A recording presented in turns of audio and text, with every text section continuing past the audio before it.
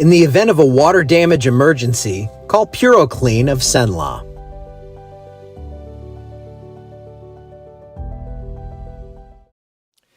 Hey everybody, good morning. We have a tale of two forecasts around the area. You can see what's going on here down in LeBeau. We have puddles on the roof, we have clouds. Take you to Toledo Bend, and here's what we have out there.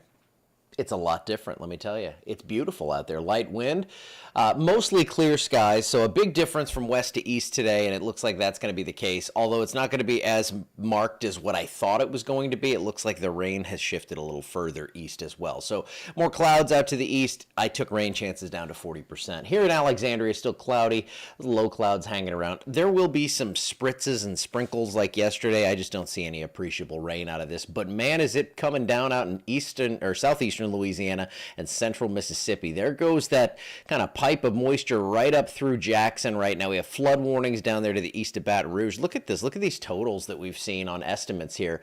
On Interstate 12, between Baton Rouge and Hammond, we've had 6+ inch totals. That's why we have flood warnings out there, and you can see that runs right up Interstate 55 toward Jackson. Plenty of beneficial rain out there, hardly anything back this way, and it looks like we are not going to see a ton. Did see some showers yesterday, a few showers overnight, but not much that's going to materialize for us today. 74 degrees, it is a little bit cooler than we've been getting used to, and there goes the system to the north. That's our last real chance for rain, just kind of passing us by. A little surge of sea breeze wind coming in later today, so we could see a couple of showers out there. I just don't see much in the way of anything that's going to really help us. I mean, I don't want to see 7 or 8 inches of rain like they did out there to the east, but we could use 3 or 4 inches of rain really, really badly.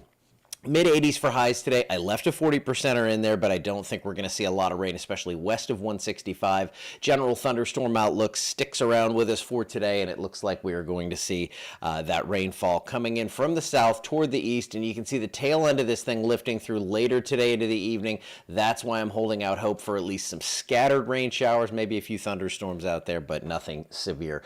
The tropics, we have this area, 70% chance for development on that one. It's going to, you can already see that curl in the forecast there. So this is for the next 7 days, and you can see that development region. This is not a track forecast, but it kind of shows you that it is going to bend toward the northwest and eventually toward the north. This thing looks pretty organized to me. I think over the next couple of days we will see that become another named storm. I'll have to look up the name. I've lost interest in the names. We're just not going to get impacted here. So that's a good thing, and have not seen anything really impact the United States coastline. And I have good news on that. I just saw a thing that's a few days old, but Farm Bureau, one of my sponsors, their insurance branch, lowering rates. They were approved for an 11.8% rate decrease on insurance. So, hey, we got something we're going to save money on. Cool. And they have great insurance, by the way, if you're looking for someone. So anyway, we have some storms out over the Bahamas. Not much going on here. There they are, Farm Bureau, right down there. Great folks there. Love the farmers.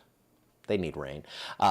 You can see that there's going to be more rain off to the east, but even that's dwindling, and by tomorrow this map's going to look a lot different, because beyond this system we're just not going to see much, and it looks great this weekend. But again, with the fact that some need the rainfall, mid-80s, that looks lovely. That's still going to be very evaporative. We're going to have full sunshine. It's going to be drying things out even more. Overnight lows, though, in the upper 50s, so we got that going for us. It does look pretty warm through about the 20th. I know the models, or the model runs, the single model runs, I posted my rage post about that. They're going around and telling you it's going to be a big cold front around the 20th, and it could.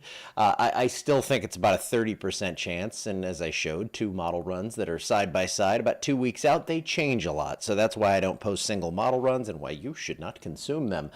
It's going to be dry. It looks like, and for the next 2 weeks here, beyond today, and we're not going to see much today, it's going to be really dry again. Second level of brown. I've never seen it get all the way to the bottom of that. That would be kind of wicked. But we are in that second level right there, and it looks like it is going to be dry in that middle part of October. Toward the end of the month, it is possible, around the 23rd to the 25th, it's possible we get a cold front to sneak into the area, but I'm not ready to bet the farm on that one just yet. More farmer talk.